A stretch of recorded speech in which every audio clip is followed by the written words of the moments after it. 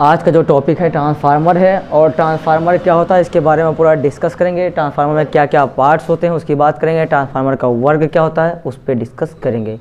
Transformer class 12 के physics के लिए बहुत ज़्यादा रोल प्ले करता है। 12th के फिजिक्स में एक इम्पोर्टेंट रोल प्ले करेगा।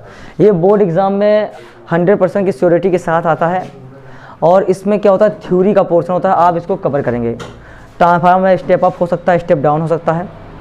ट्रांसफार्मर में वोल्टेज को स्टेप अप कर सकते हैं, वोल्टेज को डाउन कर सकते हैं। ट्रांसफार्मर में करंट को इंक्रीज कर सकते हैं, करंट को डिक्रीज कर सकते हैं। हाँ, तो सबसे पहले हम लोगों को क्या करना होगा, ये जानना होगा कि ट्रांसफार्मर है क्या, ट्रांसफार्मर कौन से ऐसा उपकरण है, इसका क्या काम होता है कि इसको जो है पावर सप्लाई में लगाते हैं। इसको लगाने से वोल्टेज पे क्या हो जाता है कि ट्रांसफार्मर का यूज गाँव में और अपने क्षेत्रों में किया जाता है, ये समझने वाले हम लोग।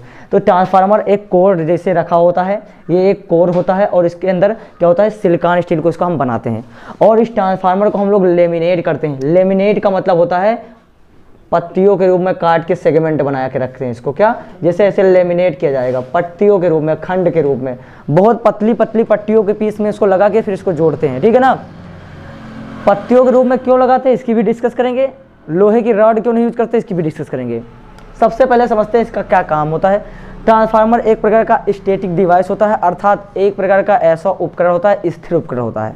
इसमें कोई घूमने वाला पार्ट नहीं होता है, इसमें कोई रोटेटिंग पार्ट नहीं होता है, ठीक है ना। ट्रांसफार्मर के अंदर कोई भी रोटेटिंग पार्ट नहीं होता है। ट्रांसफार्मर के अंदर दो बाइंडिंग होती है, एक तो प्राथमिक बाइंडिंग होती है, एक द्वितीयक बाइंडिंग होती है। प्राथमिक बाइंडिंग को बोलते हैं प्राइमरी बाइंडिंग, और द्वितीयक बाइंडिंग को बोलते हैं सेकेंडरी बाइंडिंग। अच्छा, प्राइमरी वाइंडिंग जिधर रहेगा उधर हम सप्लाई देते हैं, वोल्टेज उधर ही प्रोवाइड कराएंगे जहां प्राइमरी वाइंडिंग होगा, और लोड को वहां कनेक्ट करेंगे जहां पे सेकेंडरी वाइंडिंग होगा। ऐसा क्यों करते हैं, क्योंकि जो प्राइमरी साइड में सप्लाई आती है उसी सप्लाई को सेकेंडरी साइड में डिस्ट्रीब्यूट कर देते हैं। आई होप ये चीज़ें समझ में आ गई होंगी, ठीक है। ट्रांसफार्मर का काम क्या होता है देखिए, जब ट्रांसफार्मर में के प्राइमरी वाइंडिंग में वोल्टेज आएगा तो यहाँ पे E1 एक विद्युत क्षेत्र उत्पन्न हो जाता है। E1 एक इंड्यूस होता है, इधर पर E2 इंड्यूस हो जाएगा। यहाँ पे क्या इंड्यूस होता है E1, और यहाँ पे E2। यहाँ पे नंबर ऑफ टर्न N1 होंगे, यहाँ पे नंबर ऑफ टर्न N2 होंगे। जब N1 is greater than N2 होगा, तो जब इधर में तारों की संख्या, प्राइमरी में तारों की संख्या जब ज़्यादा हो जाएगा तो उसको स्टेप डाउन ट्रांसफार्मर कहेंगे। ये स्टेप डाउन ट्रांसफार्मर है। क्या है?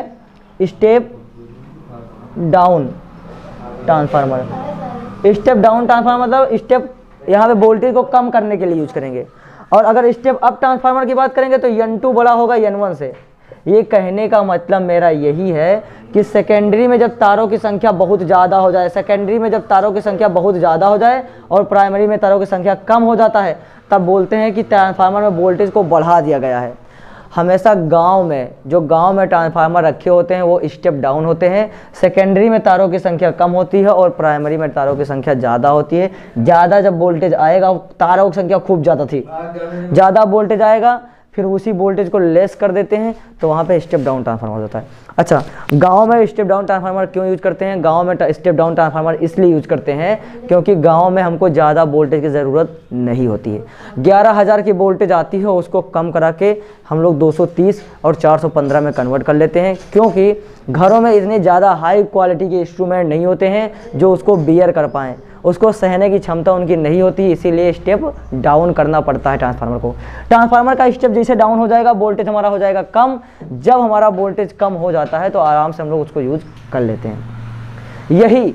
यही ट्रांसफार्मर जब स्टेप सेकेंडरी में तारों की संख्या जब ज़्यादा हो जाता है, अगर सेकेंडरी में तारों की संख्या ज़्यादा हो जाएगा तो वोल्टेज ज़्यादा मिलने लगता है, और जैसे ज़्यादा वोल्टेज मिलेगा तो उस तरीके का ट्रांसफार्मर को हम फैक्ट्री में लगाते हैं, क्योंकि फैक्ट्री के अंदर वोल्टेज ज़्यादा वोल्टेज हमको चाहिए होता है, और फैक्ट्री में जब ज़्यादा वोल्टेज चाहिए होता है तो हम लोग वोल्टेज को इंक्रीज करने के लिए वो ऐसा ट्रांसफार्मर लाते हैं जो स्टेप को बढ़ा देता है। तो स्टेप अप करने के लिए हम लोग N2 का टर्मिनल ज़्यादा रखेंगे, N1 का सिरा का जो तारों की संख्या कम रखेंगे।